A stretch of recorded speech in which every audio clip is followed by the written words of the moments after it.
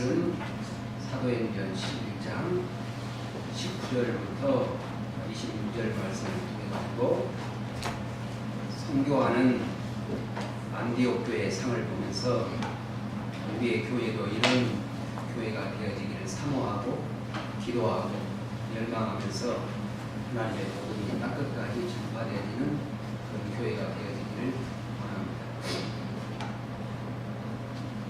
각 나라마다 사람들의 특징이 있습니다. 중국 사람들은 외국에 나가면은 뭘 만들어요? 중국집 만들고 음식점 만들죠. 일본 사람들은 외국에 나가서 살게 되어지면은 상품을 파는 가게를 주로 만듭니다. 그런데 우리나라는 전 세계에 가장 많은 사람들을 이민으로 간 나라가 우리나라인데, 우리나라는 이민 가서 살면은 뭘 만들어요? 교회를 짓습니다. 자, 이런 민족이 우리의 민족의 특징이라는 것을 보면서 사과의 씨앗은 셀 수 있지만은 그 씨앗의 씨앗은 셀 수 없는 것처럼 원더우드와 아펜셀레가 한국에 100여 년 전에 들어와서 한 알의 씨앗이 오늘날 1000만을 거의 가까이 다가가는 이런 성도로 만들어 놓고 있는 것입니다. 그러면서 우리는 한국의 모든 교회들이 초대교회로 돌아가자, 초대교회의 영성을 갖자, 그러면서 초대교회에 강력한 운동이 대두되면서 초대교회로 돌아가자는 그런 마음을 가지고 살아갑니다. 그러면은 이 초대교회는 물론 예루살렘 교회를 우리가 지칭해 볼 수가 있는데, 그러면 이 꼭 예루살렘 교회가 모든 부분에서 다 좋은 부분만 있느냐? 물론 3,000명이 한 번에 변화받고 놀라운 기적들이 일어났고 날마다 성전에 모이고 서로 물건을 통용하며 살았던 천국의 삶을 지상에서 보여준 아름다운 교회인 것은 틀림이 없습니다. 그런데 이 교회는 복음이 예루살렘 밖을 넘어서지를 못한 것입니다. 유대인에게만 복음을 전합니다. 이방인은 사람 취급을 하지를 않았습니다. 그래서 예루살렘 교회에 하나님의 큰 몽둥이를 드는데 스데반을 순교시키고 교회에 큰 핍박이 일어나자 성도들이 흩어지기 시작한 것입니다. 흩어진 무리들이 오늘 어디까지 오느냐? 안디옥까지 이르렀습니다. 그래서 안디옥에서 이르러가지고 안디옥에서 그때서야 유대인 외에 이방인들에게 그 당시 사람 취급을 받지 못했던 일반 사람들에게 복음을 전하기 시작한 교회가 안디옥 교회였습니다.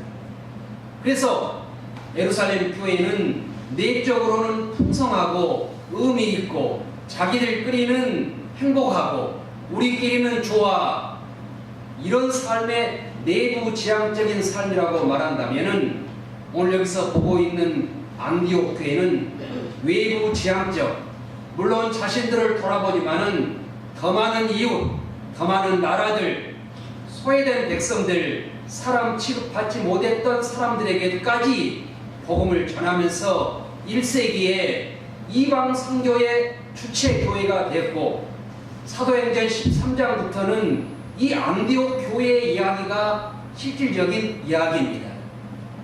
오늘 또 우리가 우리의 민족을 역사를 한번 생각해 볼 때 역사학자들이 우리의 6.25를 영적으로 이렇게 평가하기도 합니다.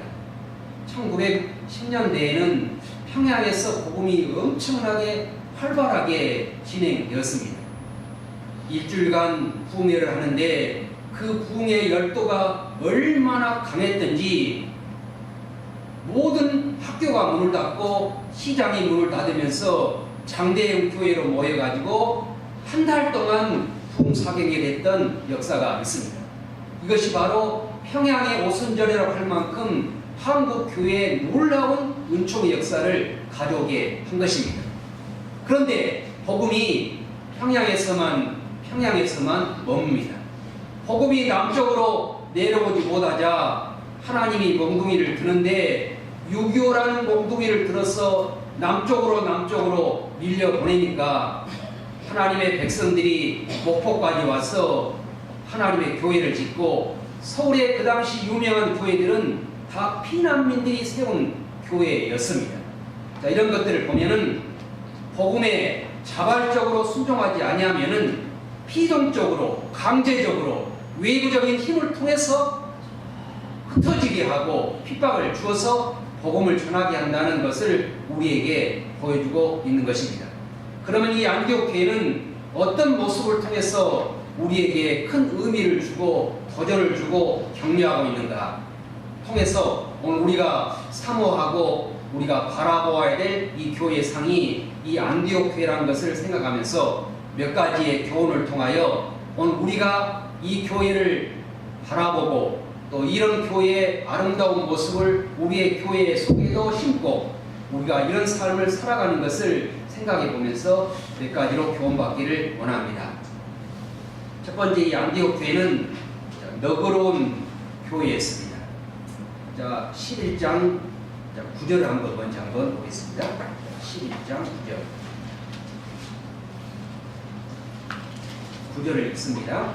또 하늘로부터 두 번째 소리가 있어 내게 이르되 하나님이 깨끗게 하신 것을 내게 속하다고 하지 말라 하더라. 죄송합니다. 19절입니다. 19절.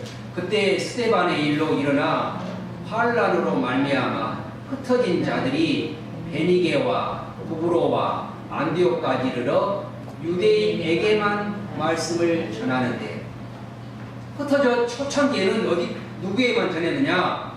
유대인에게만, 만이라고 혼자 동그라미 칩니다. 유대인에게만 복음을 전했어요.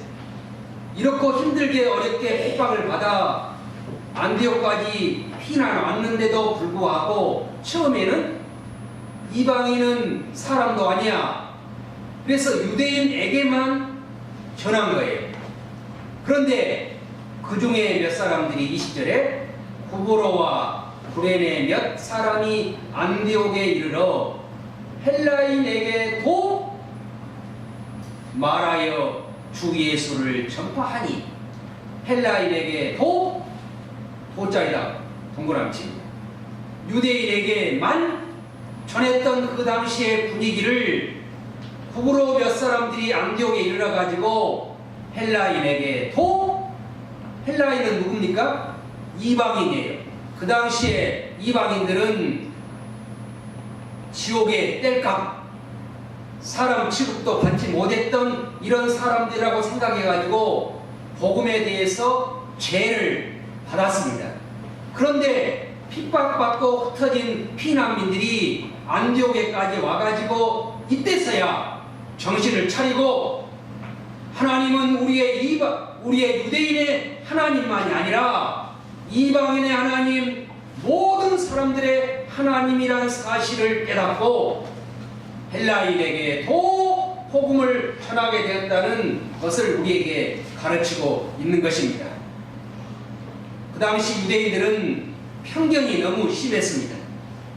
부자와 가난한 자, 남녀노소, 이방인, 유대인, 지역의 갈등, 섬사람, 육지사람, 이런 것들에 대한 편견과 자기의 선입감들이 있었는데, 특별히 유대인에게만 전했던 그들의 삶이 흩어져 피난받고 핍박받고 고난받고 이런 상황 가운데 하나님의 은혜를 깨닫고 이때서야 하나님의 말씀의 진정한 의미를 깨달으며 이방인에게도 복음을 전했던 첫 번째 증거입니다. 자, 오늘 우리는 우리의 마음속에 이런 편견과 선입견이 없습니다. 특별히 우리의 민족을 생각할 때 너무나 폐타적인 부분이 많이 있습니다.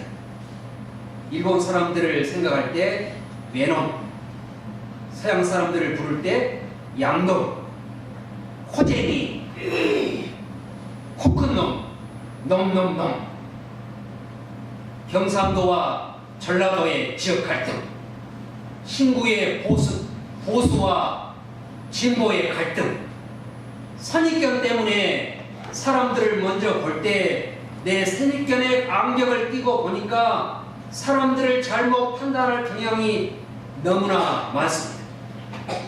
그러면 오늘 우리는 우리의 삶 속에 복음을 전할 때 이런 생각을 가지고 전하지는 않습니까? 저 사람은 복음을 받아들일 것 같지가 않아. 저 사람은 과거에 너무 잘못 살았어. 지옥 가야 돼. 혹시 이렇게 우리가 미리 판단하고 하나님의 복음을 맡고 있는 우리의 영역은 없는지 한번 생각해 보아야 하겠습니다. 그 당시 유대인은 유대인의 하나님이라고 생각했지만 어려움과 환난과 고난을 겪으면서 하나님의 은혜를 깨닫고 이방인의 하나님도 된다는 사실을 이해하고 인정하면서 하나님의 거룩한 삶을 시작하며 유대인에게 복음을 전했던 이 사람들이 이방인에게도 복음을 전하게 되었습니다. 유교를 거쳐가지고 북한에서 내려온 사람들이 목포까지 내려왔는데 목포의 성산교회에 하대이라는 장로님이 계십니다. 돌아가셨는데 목포까지 내려와가지고 몇 년 오래전에는 성산교회가 목포에서 그런 굉장한 대표적인 교회였죠. 서울의 영락교회, 바로 다 이런 교회들은 피난민이 세운 교회입니다. 마찬가지로 이 안디옥 교회도 피난받아 고통받아 어려운 핍박 가운데 남쪽으로 내려와서 드디어 안디옥에 이르러가지고 교회를 세우면서 이방인들에게 복음을 전하자 이 안디옥 교회가 크게 부흥했는데 하나님의 영광을 통해서 이 안디옥 교회가 너그러운 삶을 성도들이 살았다는 것을 우리에게 보이면서 오늘 우리의 삶 속에도 있는 것입니다. 그래서 오늘 우리의 속에 도사리고 있는 이 나를 잡아내야 일본을 향한 하나님의 마음에 순종할 수가 있게 되는 것이지요. 그런데 또한 일본을 통해서 우리는 배울 점이 너무 많습니다. 일본의 대명사는 애절입니다. 애절이 얼마나 반듯한지 모릅니다. 신발을 벗으면 그대로 벗지 않습니다. 벗어놓고 나갈 방향으로 놓고 갑니다. 거리를 보면 어때요? 모집사님, 일본 거리? 일본의 거리 무지 깨끗하고 애절 바릅니다. 상냥합니다. 길을 가르쳐주면 거의 사람들이 이리 가시 안 해요. 거의 모시다 주는 일본 사람들입니다. 자, 이런 것들이 또한 물론 우리의 민족적인 감정이 있지만은 이런 것들은 많이 우리가 배워야 돼요. 그래서 근래에 한국보다 일본으로 전 세계의 여행객들이 몰립니다. 한국 사람들 어때요? 바가지. 평창도 바가지 때문에 지금 엄청 어려움을 지금 경험하고 있는 상황 아닙니까? 그래서 일본은 뭉치는 민족이에요. 찰흙 같은 민족이라고 말하고 한국 사람들은 모래 같은 민족. 모래 잡아가지고 물속에 넣으면 어때요? 탁 터져요. 그런데 이런 사람들이 살고 있는 일본 땅 영적으로 너무나 어둡습니다. 복음을 전하면은 천국이 있다고 말하면은 이곳이 천국인데 무슨 천국이요? 경제적으로 부유합니다. 문화적으로 누립니다. 그래서 복음이 들어가기가 너무나 어렵습니다. 공짜를 절대로 싫어합니다. 한국 사람들은 공짜라면 양잿물도 먹습니다. 공짜, 은혜는 공짜고 하나님의 천국의 은혜는 공짜인데 감이 없어요. 공짜라는 개념이 없는 거예요.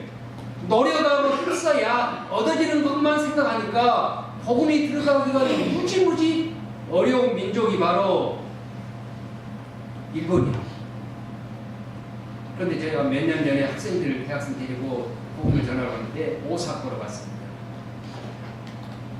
2주 동안 전하는데 이렇게 어려운 민족이 2주 동안에 변화를 받기 시작하는데 엄청난 놀라운 은혜를 경험했습니다. 그리고 그 다음에 그 목사님과 그 교회가 한국에 다 왔어요. 목포에 저희 집에 와가 주무시면서 한국의 이런 영적인 문화를, 이런 은혜를 보고 싶다고 다 교회가 목포까지 오는 거예요. 1년 만에 그 교회가 부흥해서 교회를 다시 새롭게 지은 거예요. 그래서 목포에 있는 학생이 일본까지 가가지고 건축 헌당식 할 때 감사 사절단으로 갔습니다. 우리가 생각하면 어렵고 힘들고 안 될 것 같이 보이지만은 복음의 능력은 이런 놀라운 변화를 우리에게 보인다는 것을 말씀해 주고 있는 것입니다. 그래서 우리가 언어도 작고 여러 가지 부족한 부분이 있지만은 눈물을 심고 땅을 밟으며 기도할 때 그래도 우리의 믿음의 영역을 통해 가지고 하나님의 은혜를 나누고 하나님의 역사를 경험하는 참 그런 계기가 되었으면 좋겠습니다. 그래서 우리가 언어를 생각할 때는 잘 모르지요. 그런데 그동안에 우리의 민족이 너무나 아픔을 경험해 가지고 일본말을 너무 잘 알아요. 일본말 아는 것 뭐 있습니까? 아루바시 벤토, 기존 신자, 새 신자, 어려운 사람, 부자, 섬 사람, 육지 사람, 오래 믿은 사람, 지금 방금 온 사람, 이렇게 차별하는 것이 아니라 사람들을 내 편견과 내 색안경을 벗어 던지고 그리스도의 사랑으로 주님이 주시는 안목으로 세상을 보면서 너그럽게 이해하고 포용하며 더 많은 사람들을 내 가슴에 품는 하나님의 교회, 함께하는 교회가 되어지기를 바랍니다. 두 번째는 이 교회는 생활에 큰 변화가 있는 성도들이 있었습니다. 자, 26절 한번 봅니다. 26절에 만남에 안디옥에 데리고 와서 둘이 교회에 1년간 모여 있어 큰 무리를 가르쳤고 제자들이 안디옥에서 비로소 그리스도인이라는 일컬음을 받게 되었더라. 이 안디옥의 도시를 한번 생각해 보아야 합니다. 이 안디옥 도시는 그 당시에 세계에서 3대 대도시입니다. 로마와 알렉산드리아, 안디옥이 그 당시에 전 세계적인 아주 강력한 도시입니다. 로마의 부귀와 헬라의 아름다움, 동방사의 혼합도시, 거기에다가 아스다롯이라는 아주 부도덕하고 성적인 신을 믿는 도시가 바로 안디옥 도시였습니다. 그런데 이 안디옥의 이런 도시에서 바나바와 사울이 1년 동안 사역을 하자 큰 은혜를 받고 성도들의 놀라운 삶의 변화를 받게 되는데 여기에서 최초로 그리스도인이라는 일컬음을 받게 되었더라. 나를 그리스도인이라고 불러라 이렇게 한 것이 아니라 일반적으로 사람들이 부도덕하게 살고 세상에서 마음대로 살았던 이 사람들이 예수님을 믿고 따르는 성도들을 보면서 야, 너희들 보니까 예수께 속했구나. 그래서 그리스도인이라는 최초의 단어가 여기서부터 생기게 되어난 것입니다. 그러면 오늘 우리는 한번 삶을 돌아봅시다. 우리는 세상 속에 살아갈 때 믿지 않는 사람들이 나를 보면서 야, 너 예수 냄새 난다. 너 삶이 좀 다르구나. 예수 믿으니까 좀 다르게 보이네. 이런 말을 듣고 살아가고 있습니까? 말은 안 해도 다른 사람들이 나를 보면서 예수의 영향력이 나타나고 예수의 향기가 나고 예수 믿는 모습이 드러나고 예수를 닮아가는 모습이 내 삶 속에서 보여주고 있는가? 아니면 세상 속에 들어갈 때 오히려 예수 믿지 않는 것처럼 그냥 거기에 동화되고 언어도 삶도 생활도 모습도 가는 것도 노래도 먹는 것도 오늘 우리의 모습이 그들과 구별되고 있지는 않는 영역이 없는가 한번 돌아보아야 될 우리의 마음은 아니겠습니까?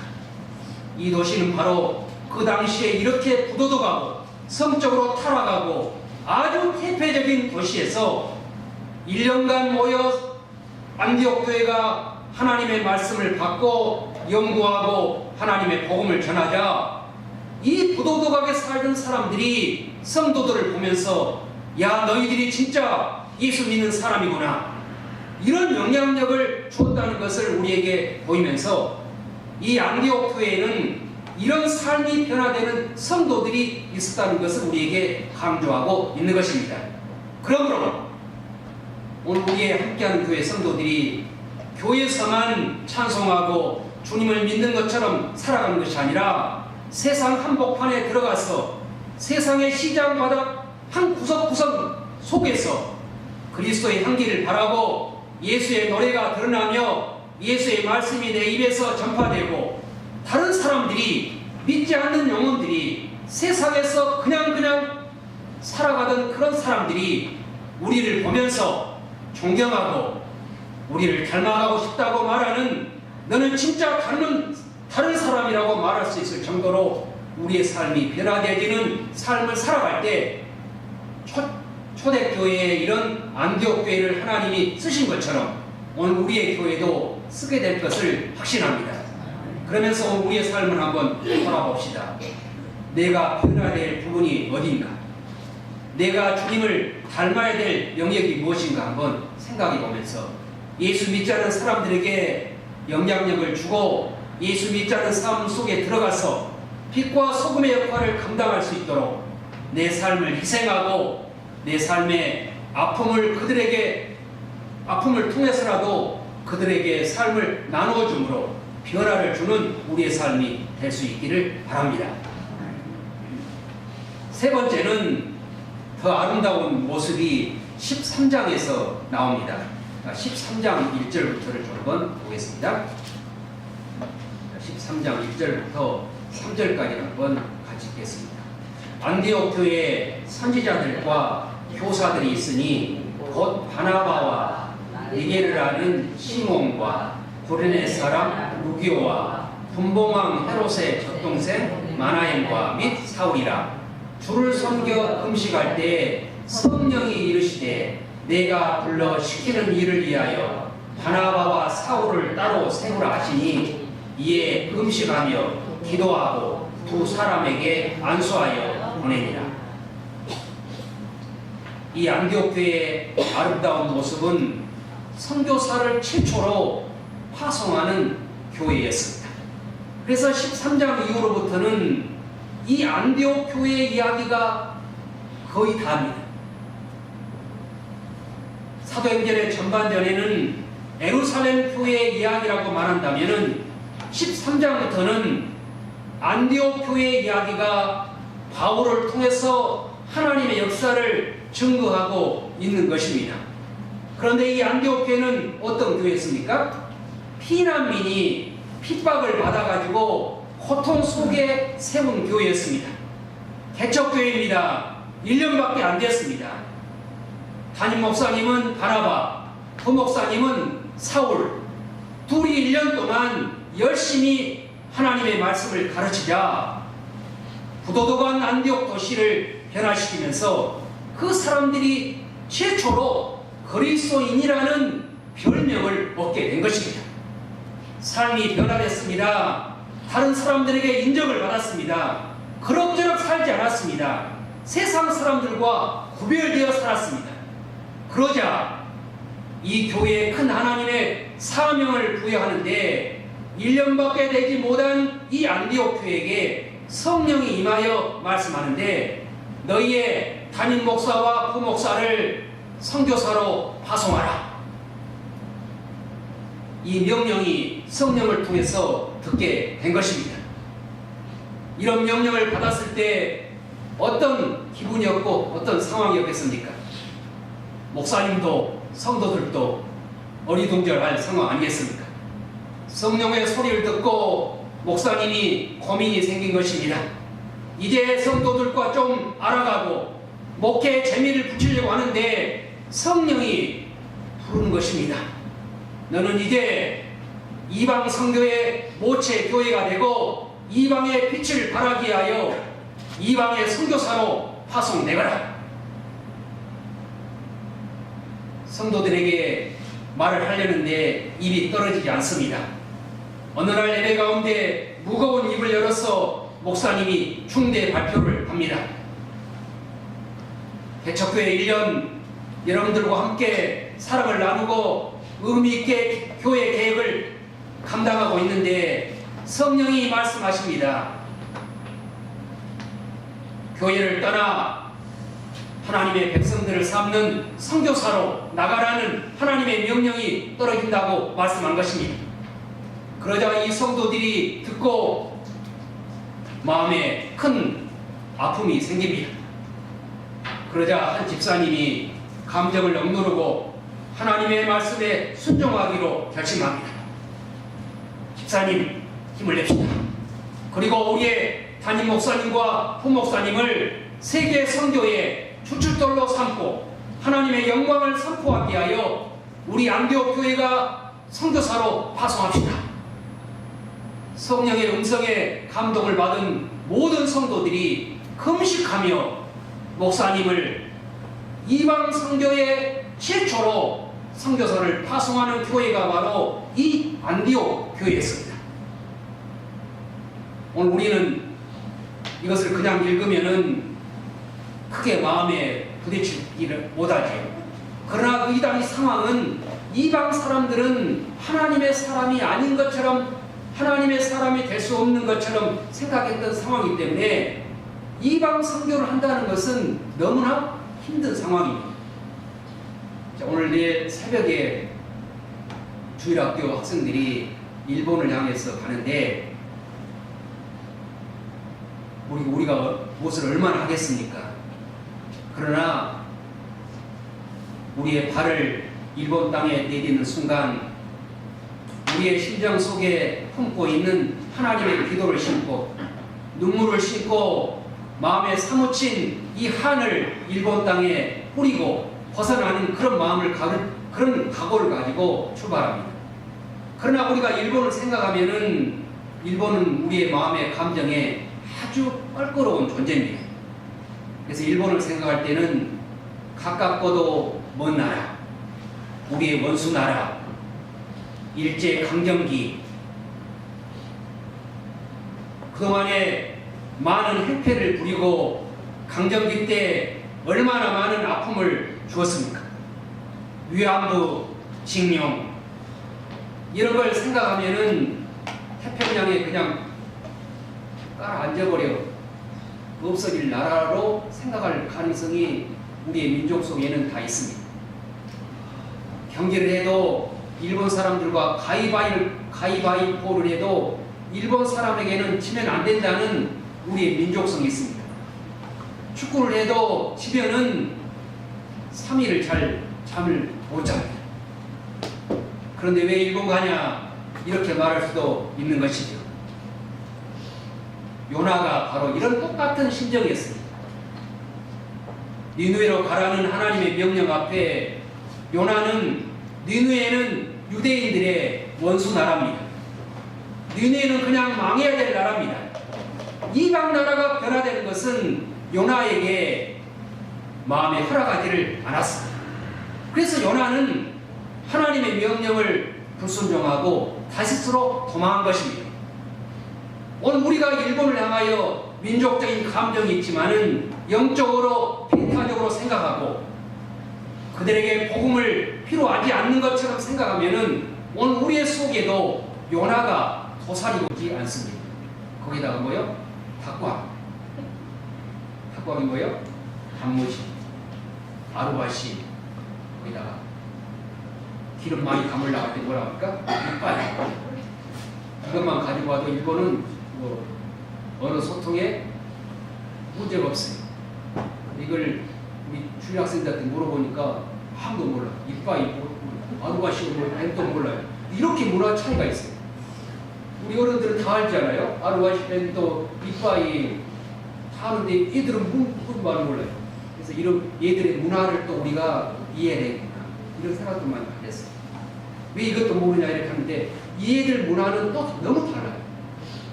그래서 이런 문화를 또 우리가 서로 이해를 하고 받아들이고 조화를 이루어야겠다는 그런 생각을 해보면서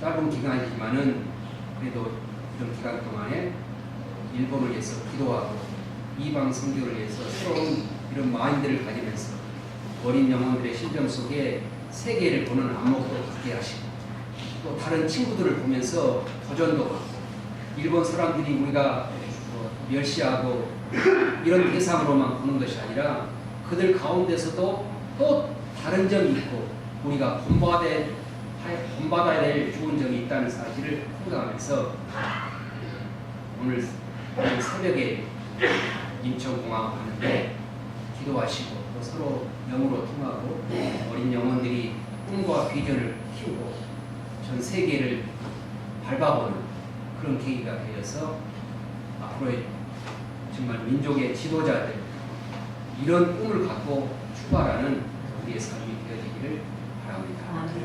또 가서 제가 알아보니까 목포에서 가르쳤던 형제와 자매가 일본으로 가가지고 나고야 쪽에 있는데 그 형제들 만나요.